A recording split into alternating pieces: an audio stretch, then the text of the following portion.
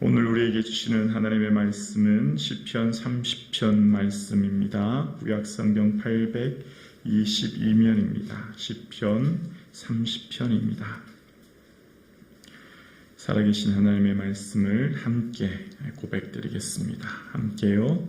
여호와여, 내가 주를 높일 것은 주께서 나를 끌어내사 내 원수로 하여금 나로 말미암아 기뻐하지 못하게 하심이니이다. 여호와여, 내 하나님이여, 내가 주께 부르짖음에 나를 고치셨나이다. 여호와여, 주께서 내 영혼을 수올에서 끌어내어 나를 살리사 무덤으로 내려가지 아니하게 하셨나이다. 주의 성도들아, 여호와를 찬송하며 그의 거룩함을 기억하며 감사하라. 그의 노염은 잠깐이요 그의 은총은 평생이로다. 저녁에는 울음이 기숙할지라도 아침에는 기쁨이 오리로다.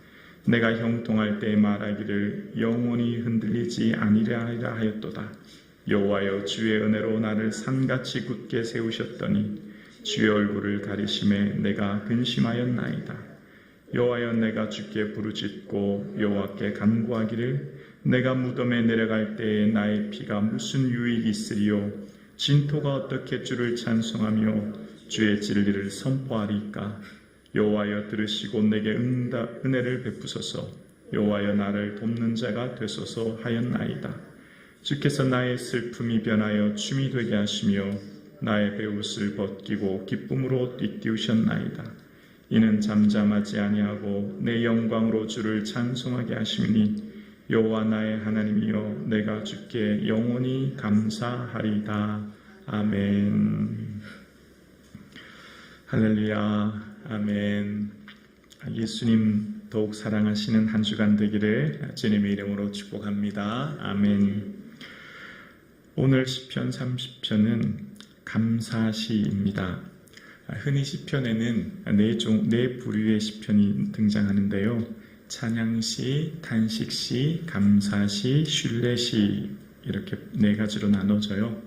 그런데 오늘은 감사시입니다. 감사는 크게 개인적인 감사시와 공동체 감사시로 나누어지는데요. 무슨 시편 18편, 30편, 32편, 34편 이런 건 개인적인 감사고, 또 공동체 감사는 124편, 129편 같이 공동체가 감사하는 것으로 나옵니다. 오늘 시편은 개인의 감사시로 개인이 하나님 앞에 받은 그 은혜에 감사하여 고백드리는 시입니다. 오늘 개인은 무엇 때문에 하나님 앞에 감사하게 되었을까요? 첫 번째는 먼저 자신의 질병으로부터 고침받은 하나님의 은혜에 대해서 감사하고 있는 내용이 등장합니다. 1절과 2절입니다. 여호와여, 내가 주를 높일 것은 주께서 나를 끌어내사 내 원수로 하여금 나로 말미암아 기뻐하지 못하게 하심이니이다. 여호와 내 하나님이여, 내가 주께 부르짖음에 나를 고치셨나이다. 아멘. 지금 시인은 하나님 앞에서 자신의 삶을 나를 1절에 나를 끌어내사라고 하는 이 달라라고 하는 원어의 뜻은 우물에서 물을 라는 뜻과 함께 수렁에서 빠진 사람을 끌어올리다, 그런 의미가 있거든요. 그러니까 지금 이 시편의 저자 다윗의 삶 가운데 어떤 육체적인 큰 질병, 고통 속에서 하나님 앞에 신음하게 되었고, 그 신음 속에서 하나님께 부르짖었더니 하나님이 그 수렁에서 건져주신 것을 경험합니다. 바로 나를 고치셨습니다. 이게 고치다라는 것은 라파라는 것입니다. 치료하다, 고치다 이런 의미예요. 육체 질고 속에 고통 속에 신음하는 그 하나님께서 나를 고쳐주셨어요. 그 질병이 얼마나 깊었던지 죽음의 직전까지 가는 고통을 맛보았다고 3절에 이야기합니다.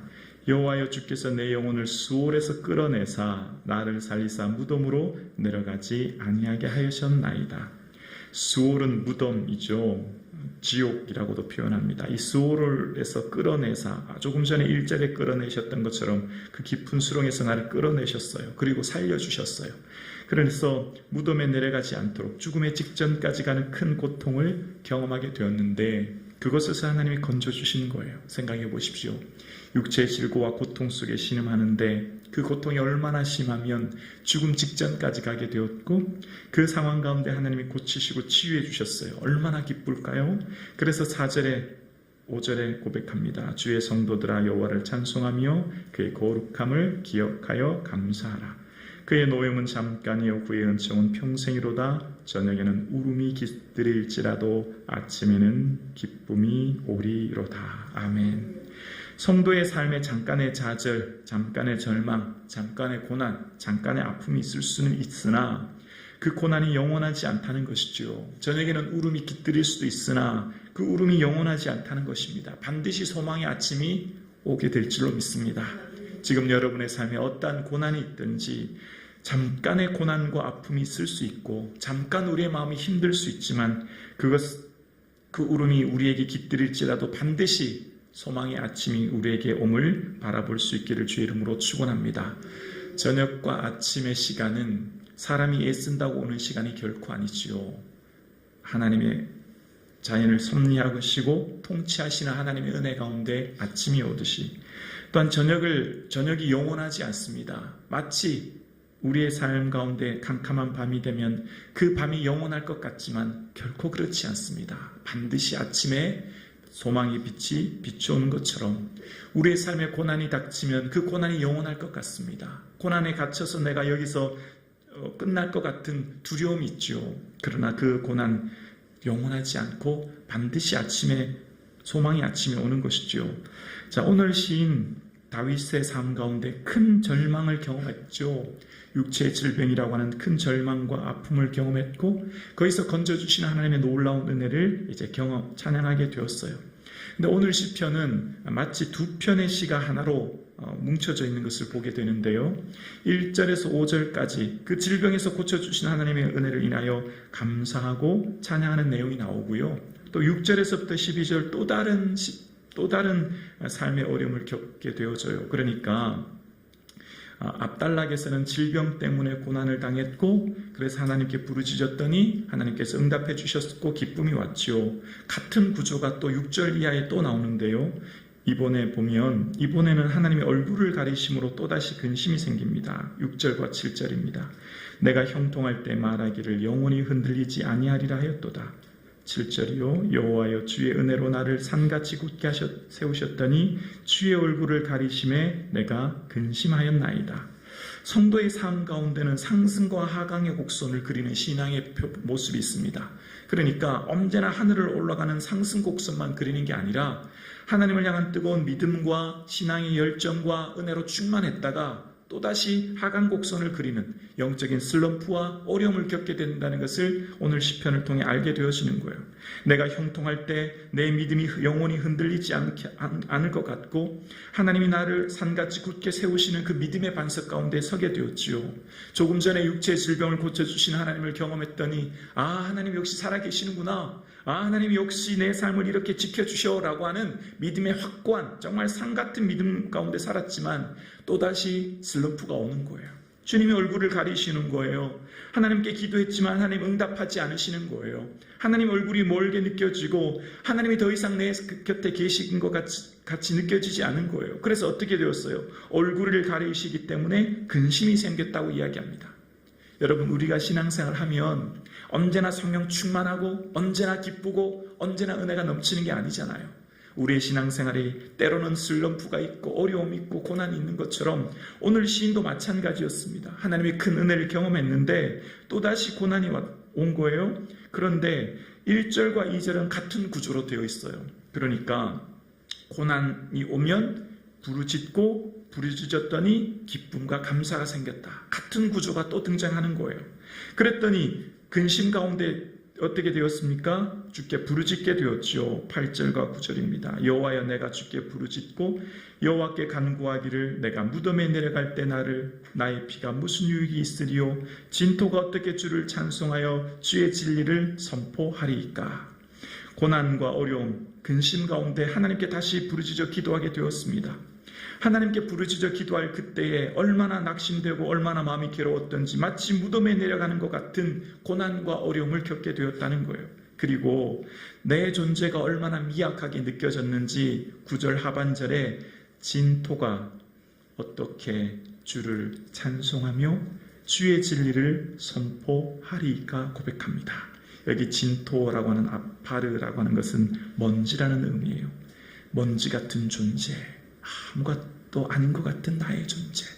여러분, 우리가 신앙생활을 할 때 특별히 신앙의 슬럼프가 오면 정말 내가 얼마나 미약해 느껴지는지 몰라요. 내가 정말 먼지같이 미미한 존재로 느껴지지 않습니까? 오늘 본문의 시인도 마찬가지예요. 하나님, 내가 먼지와 같은 존재입니다. 내가 어떻게 주님을 찬송하고 내가 어떻게 주님의 진리를 선포할 수 있습니까? 라고 하는 연약함 속에 흔들리게 되었다는 겁니다. 그럴 때 하나님 앞에 기도합니다. 10절이요. 여호와여 들으시고 내게 은혜를 베푸소서. 여호와의 나를 돕는 자가 되소서 하였나이다. 그럴 때 하나님의 은혜를 바라보는 거예요. 나의 연약함 가운데 또다시 하나님 은혜를 구하고 내가 주님의 도움을 구했더니 우리 11절 함께 고백할까요? 주께서 나의 슬픔이 변하여 춤이 되게 하시며 나의 베옷을 벗기고 기쁨으로 띠띠우셨나이다. 아멘. 하나님께서 내 슬픔대로 그냥 내버려 두시는 분이 아니라 바꾸시고 변화시켜 주셔서 그 탄식의 슬픔이 춤이 되게 바꾸시는 하나님을 경험하게 되었음을 고백합니다.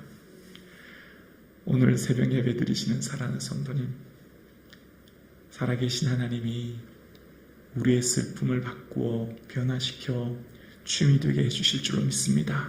반드시 그 하나님의 은혜를 구하는 자, 하나님께 엎드리는 자, 하나님만 전적으로 신뢰하는 자에게 반드시 나의 베옷을 벗기고 기쁨으로 띠띠우실 줄로 믿습니다. 그래서 12절에 이는 원어에서 보면 따라서라는 의미거든요. 결론적으로 이런 의미가 담겨져 있어요. 잠잠하지 아니하고 내 영광으로 주를 찬송하게 하심이니 여호와 나의 하나님이여 내가 주께 영원히 감사하리이다. 하나님 앞에 나와 은혜를 구하는 자, 그 어떤 슬픔, 고난, 아픔이 있든지 반드시 주의 전에서 다시금 일어설 때는 하나님을 찬양하게 되는 은혜가 있게 될 줄로 믿습니다. 그러므로 우리의 삶 가운데 그것이 육체의 즐거이든 삶의 어떤 문제이든 하나님 앞에 엎드리는 자에게는 반드시 하나님께서는 하나님을 바라보는 기쁨과 감사의 은혜를 주실 줄로 믿습니다. 오늘 함께 이 새벽 예배 드리시는 사랑하는 성도님, 하나님은 다윗의 하나님만이 하나님이 아니라 오늘 나의 하나님이신 줄 믿습니다. 그 하나님이 여러분 사랑하시고 여러분 함께 하시고 이 하루도 여러분의 걸음걸음 출근하는 직장, 가정에서의 삶, 그 곁에서 늘 함께 하심을 기억하는 이 하루 되기를 주의 이름으로 축원합니다. 예수님 감사합니다.